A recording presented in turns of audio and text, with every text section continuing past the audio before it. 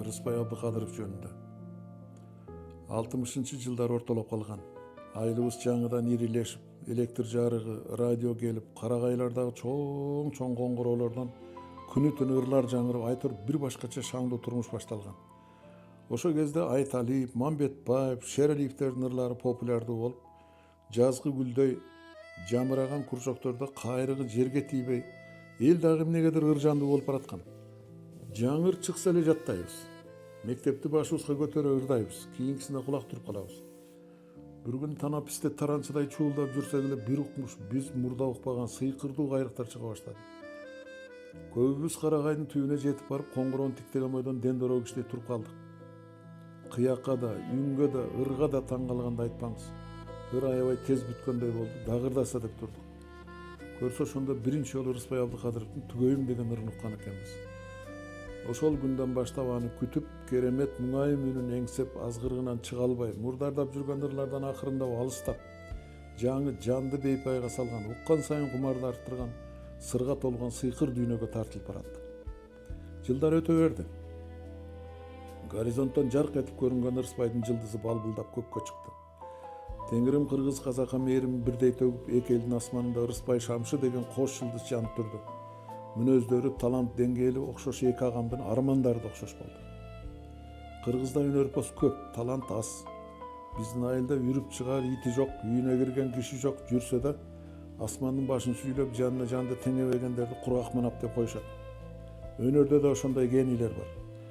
Ошолордун коюу туманынан жарк этип суурулуп чыгып, бүтүндөй элди заматты өзүнө тартып, жүрөгүнө ээлеген, кыргыз обонуна жаңы тембр, жаңы диапазон киргизип, текстуралык, формалык төңкөрүштөрдү жасап, атактанктын түшкө кирбеген торнадосуна туш болуп, муңдуу ырдын мунарасын тургузуп, анын башында 30 жыл бою күйүүсүнөн жанбай, өз үнү, өз почерки менен булбул болуп таңышып турган дагы бирөө барбы?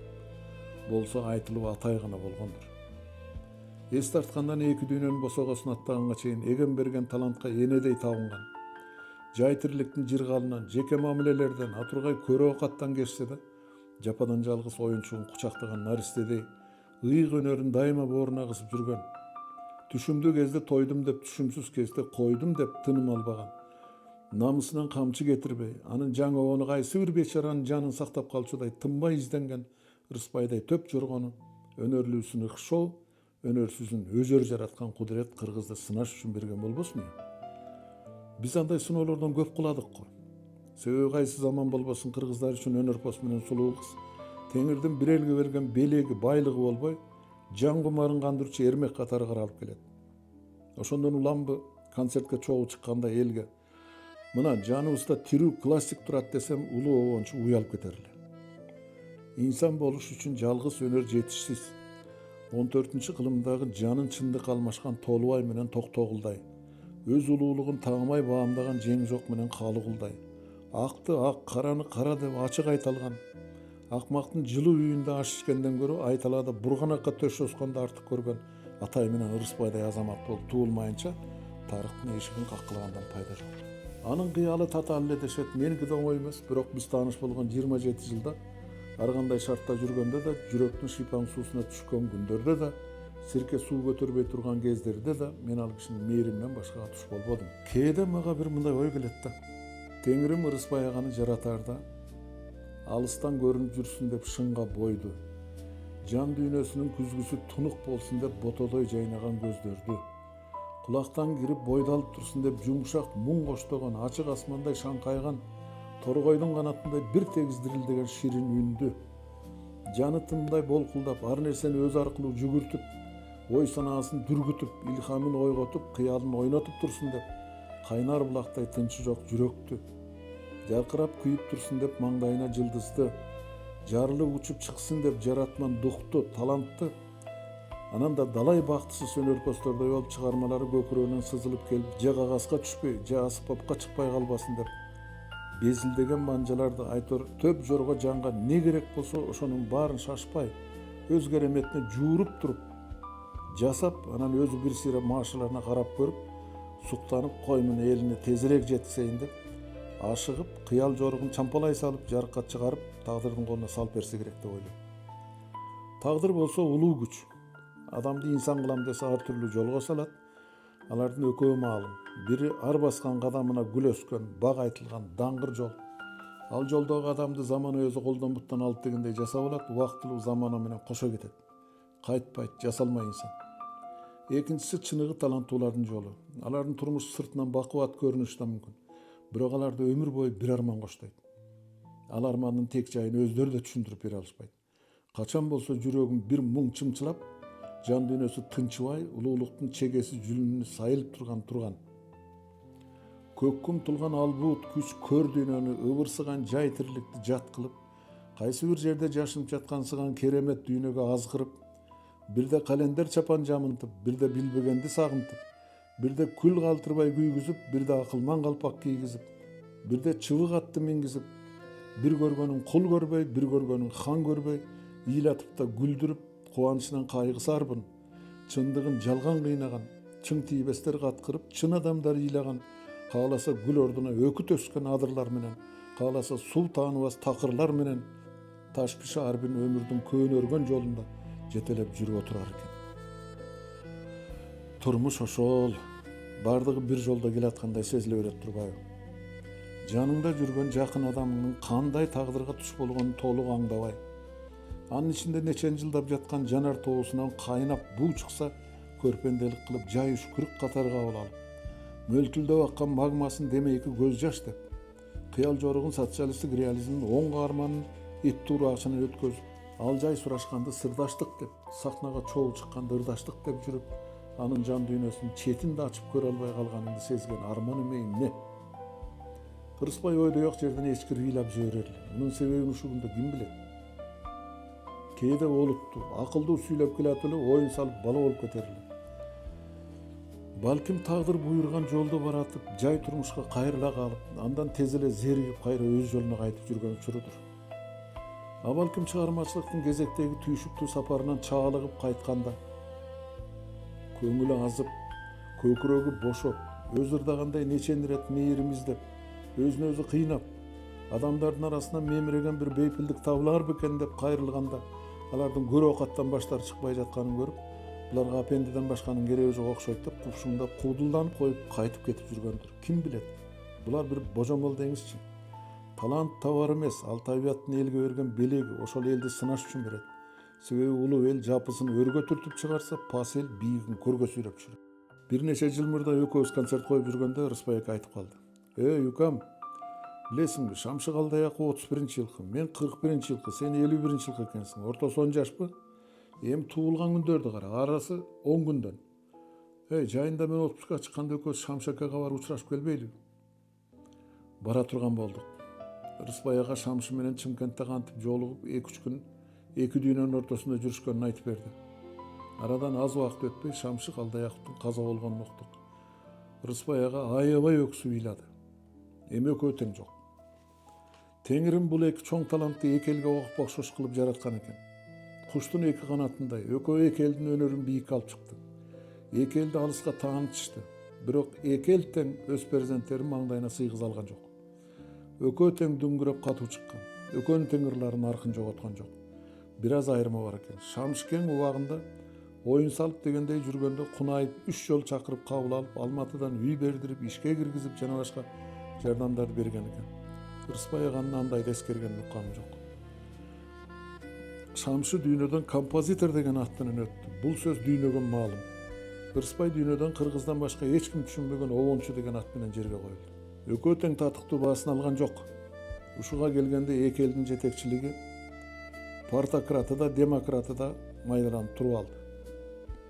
Бийлик алардын талантын көрүп билип турса да, өз короосунда көздөрү кибиңдеп, кулактары дирилдеп байланып турган арзымат авторлордон Рыспай менен Шамшы алдаганча бийик экенин сезип турса да, бир чети бийликтен элди тартып алганына ичкүйдүлүк кылып, экинчи ягынан экөө байлоого көнбөй, кайып болуп турганына жини кайнап, анысына ачык айта албай айласы кеткенде булардын баскан турганына асылып, сый ургаалдан четтетип, азоого чалма саясатын жүргүзүп келди.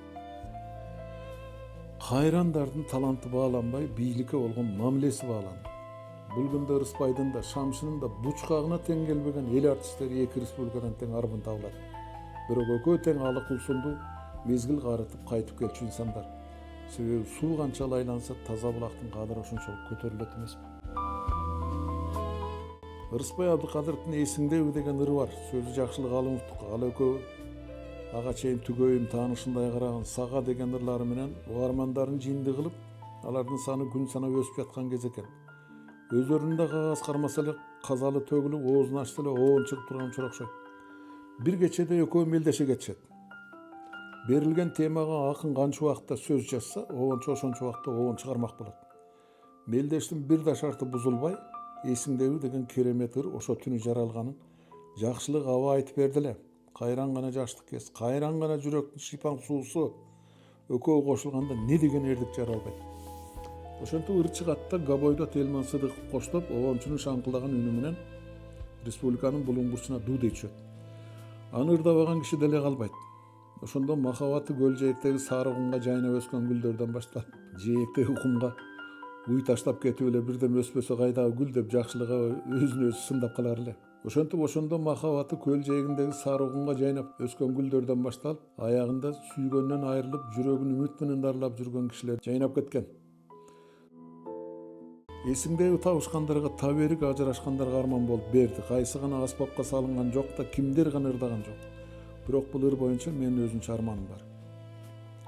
1991-жылы кышында Ырысбай экенин 50 жылдыгы өтүп калды. Тойго чакырбаса да барчулар четтен чыгат экен. Чилдеге карабай бир короо болуп ошко бардык. Кийин мемиреген күздө көз өткөндө далайынын караганы көздөн учту го. Ошо кездеги обком биринчиси Батыралы Сыдыков менен облаткомдун орун басары Асылгүл Абдрахменованын күнү түнү жасаган көзөмөлүнөн улам кече эле бүтпөй кала турган сыган иштер бүгүн ойдогудай өтүп жатты. Чоң концерттин программасы түзүлдү, даярдалды, Ош драма театрында башталып да кетти. Өнөрпоздор биринен салайын, экинчиси залды дубулдатып жатат. Ырысбай экөөбүз сүйлөшүп отурабыз. Программада жаңылык жок болуп атат го десем, экөөбүз жасабайлыбы деди. Кайсыны? Эсиңдебини? Жашыңыз сулуу, сиз биринчи партиясын алыңыз, калган мен ырдайын. Болду экен, мен Габойду алдым. Аңгыча ал кишини сахнага чакырып кетти. Эсиңдебини айтканда чыга бер деп кетип калды. Чынымды айтайын, толкундап турдум, репетиция болбой калды. Сахнадан биринчи жолу экөөбүз эки аккордеондо эки башка партия ойноп, эки күн менен эл алдында түз эле ырдап жиберген жатсак. Куру дегенде бир жолу кайтала болсак эмне? Теңир колдодубу, тажрыйба жөлөдүбү, же элдин демиби айтор бир да жеринен жаңылбай аягына чыгып кеттик. Чындап эле жаңылык болду. Болору болду, бирок ошол ыр экөөбүздүн аткарыбызда ошончо камера магнитофондун бирине да илинбей турду. Ошол учурда баары эс алып калышкан экен. Кийин сыйпалап таппай калдык. Ырысбай эке Борборго келгенде радиого жаздыралы деп жүрдүк. Мына ана эмкиде деги чагы киши нары карап кетти. Кийин 60 жылдыгында эсиңдебини кайрадан сахнага алып чыкканга түгөй таппай калдым. Ырысбай экөөбүздүн ичинде эч ким ордуна кое алгыс сыр кете бергенин ошондо билдик. 1967-жылы күзүндө айылыбызга Исмайыл Борончиев менен Ырысбай Абдыкадыров келип калышты. Айыл дүрбөп, көрөбүз дегендер кайдалап улургуп жүрүшөт. Эл концерт койгону келишти деп ойлоптур. Тигилер болсо биздин бир тууганыбыздын үйүнө конокко келишкен. Анын үйүн каптап кетишет беле, ким билет, эртең клубтан көрөсүңөр деп атып келгендер даран кетиришкен. Өмүрү гастролдо чогуу чыкпаган бул эки залкардын ээрчишип жүргөнү эле өзүнчө кызык көрүндү. Смакең отуруштун гүлү эмес беле.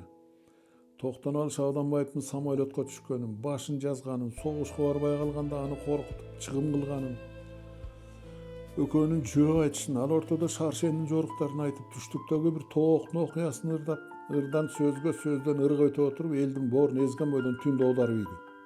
Биздин эси тартуубуз эле сөз бүтсө Ырысбай ырдаса. Ал болсо Смакеңдин кебине арбалып, берилип угуп, жыргап каткырып отурат. Жөлөнүп отурган аккордеонунда унутуп койгондой сезилди. Түндүр окумуна барып Ырысбайды көксөп отургандар көздөрүнө көрүндүк окшойт. Кепкорлор калып, обонкорлор өзүнчө бөлмөгө бөлүндүк. Смакеңдин кебинин ширинин айтты. Ырысбай улам калчак табат баран келди. Ошондогу менин сүйүнгөнүм. Кантип сүйүнбөймө? Карагайдын башында коңгуроодон гана угуп жүргөн ырчы эми минтип жаныбызда тирилей эмнени ырдап берейин деп атса. Анда алмашым жаңы чыккан, жабыла ошону сурандык. Аккордеондун үнү кудум эле радиодогудай созолонуп баштаганда денем чымырап, көргөн көзүмө ишенбей, ушул түн бүтпөй эле койсо деп ичимен жалынып да жибердим. Ыр башталды. Ырысбайдын ошондой үнү да өзү да болуп турган кез экен. Үнү жөн эле шаңгырайт. Бир ай тынбай ырдаса да чарчабасындай сезилди. Өзүнүн да ырдагысы эле келип турган учур окшойт.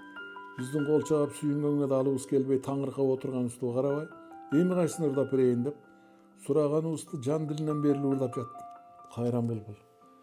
Радиодон берилип жүргөн ырлардын баарын сурандык, баарын ырдады, анан эмнени сурарыбызды билбей калдык. Аңгыча Ырысбай араңарда ырдагандар барбы деп калды. Жанымдагылар мени көзөтүп ийишти. Азыр ал кишинин алдына ырдагандан тартынат элем. Анда кайсы шайтан түртүп ийгенин билбейм, аккордеонун алып башкырты көнүп калган сөзүн түгөй менен өзүн ырдап жибердим го. Обонуң бар билсе тантыраган бир обон сөйлөйүндө да ырдап ийип атпайбы? Жинди болсоң айлай ал экен да. Ырысбай болсо сени шаарга алып кетем, окутам деп чыкты. Эсен байкеме барып мени сурады. Сураганда да иним жок, ини кылып алайын деп сураса болобу? Байкем, Ырысбай, сен менден күлүктү сурасаң, же бир буюм сурасаң ойлонбой берет элем. Анан карабаштуу кишини кантип берем деп койду. Зор талант менен ошентип таанышкам. Экөөбүз 27 жыл ак инидей таттуу жүрдүк. Бизди анын күтүүчүсү өлүмү гана ажыратты.